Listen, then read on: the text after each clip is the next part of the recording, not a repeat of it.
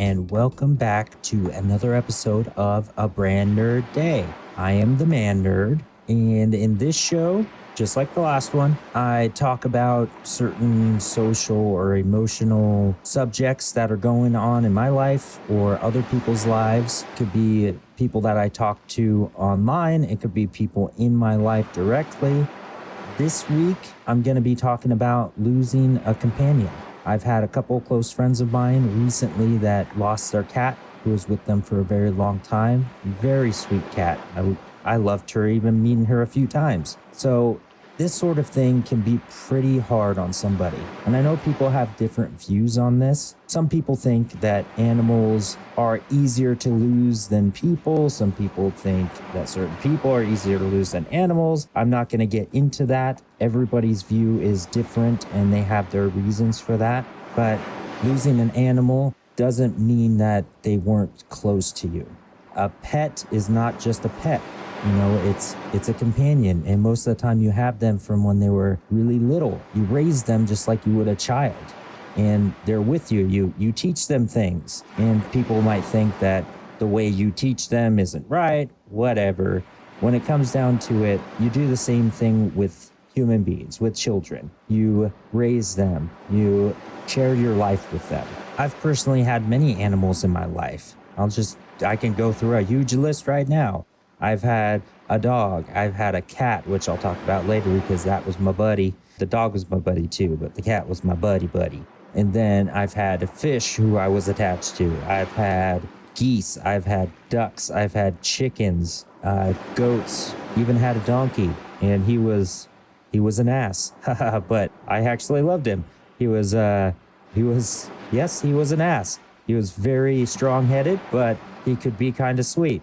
But anyway, moving on from that, had a ton of animals, and they all have a special place, except a few. But we'll get into that one later. I'm thinking of one in particular, a rooster. We called him Drop Dead Fred. Yeah, we won't get into that later. We'll do it now. Drop Dead Fred. He was mean. He protected the chickens, but he was mean. He even broke my dad's hand once. Yeah, it was pretty rough. But eventually, like most of the roosters and chickens, they eventually, no matter how much you try to protect them, they get taken by wild animals, which happened.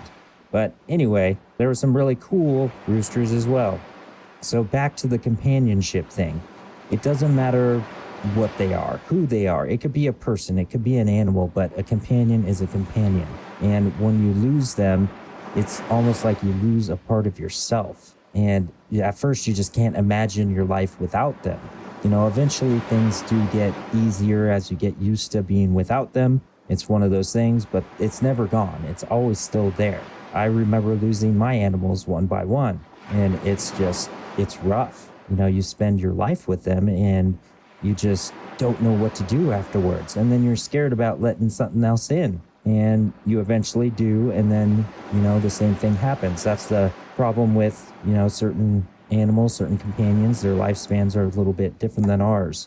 So it's pretty rough. And just like having a best friend that you lose, you know, an animal is your best friend. And sometimes they might even love you more than, you know, a human friend would. You never know. I think my cat loved me more than anything in the world. And that is awesome because he was awesome. So I'll get back to this a little bit more, but let's go into some Twitter, not really stories at this point. I posted something about this, about, you know, my friends losing their cat, and then, you know, wanted people to share some stories. These aren't exactly stories, but they are sharing their animals and their companions and their protectors with us. And I'm going to share a little bit of that with you. So first one up is from RPG Apparel at Apparel RPG. Now, you'd have to go to my Twitter at ManNerd Podcast. So check that out so you can see these awesome photos of these adorable dogs. And oh man, this one. This is Mana. He protects our babies in the house and is definitely our Ohana and not our pet. He's lovable and kind, but will defend our family and home. We love him very much. That guy is adorable. He's got his mouth open. He's super cute.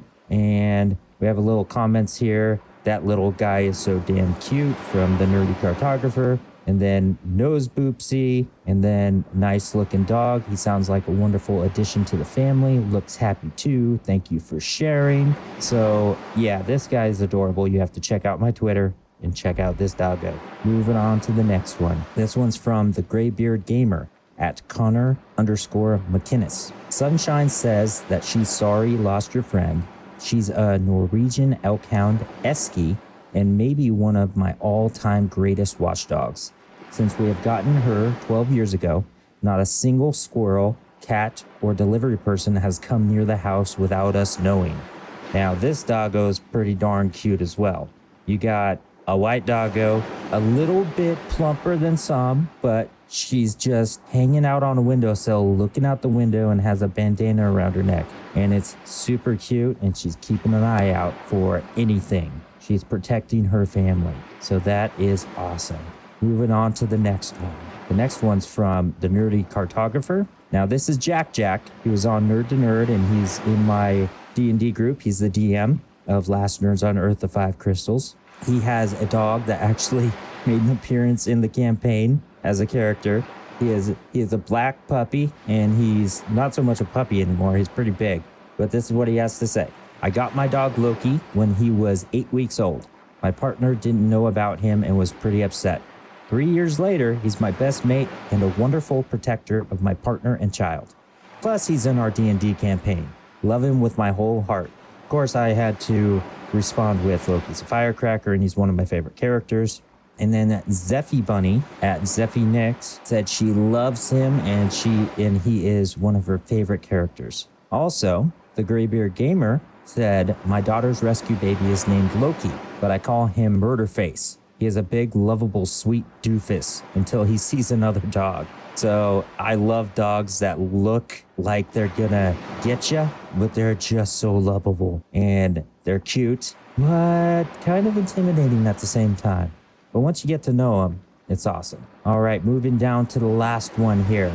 This is from Zeffy Bunny at Zeffy Nix. She has her cute little tiny doggo here who has been sick, and she's been trying so hard to keep him well, and apparently he is getting better, so that's awesome. And you got to check out his photo because he is cute as a button and might be as small as a button too. He looks super small, but super cute. And she says, you all are familiar with this fluff boy.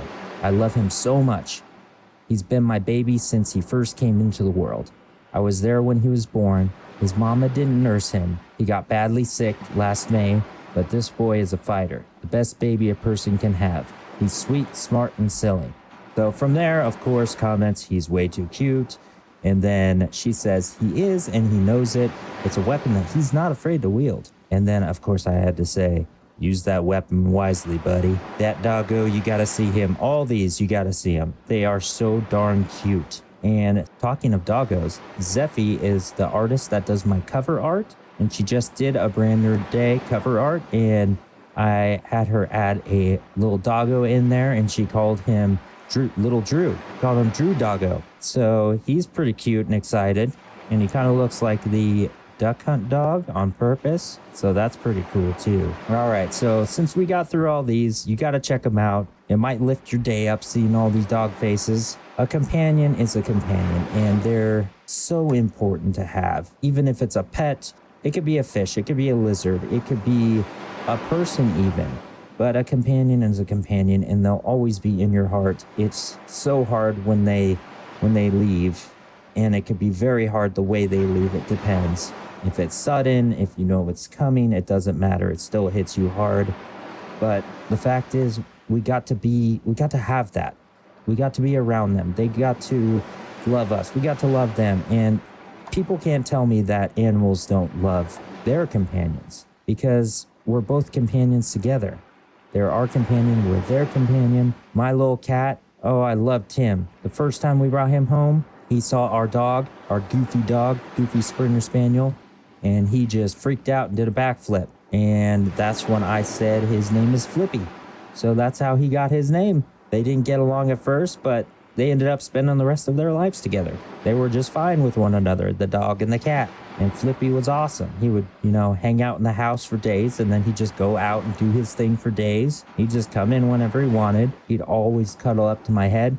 and he would purr, and then he would comb his claws through my hair every time he purred, and it was like he was brushing my hair, and he did it very lightly so he didn't hurt me. And that's something I'll always remember. He was my little buddy. I was his buddy. We were best friends. Of course, my dog was my best friend too, but not like the cat, not like Flippy. He was amazing. He liked me the best. You know how that is. So companions are important. If you've never had one, maybe you should. Maybe you won't. Maybe you shouldn't. Who knows? But I think it is a good thing. It's a good thing to have. It's just like getting to know people. It's very important in your life to have companionship, whatever it is. So that's where we're going to leave off today until the next time, and we'll talk about something else. So I hope all of you have a good day, have a good night, and take care. Bye.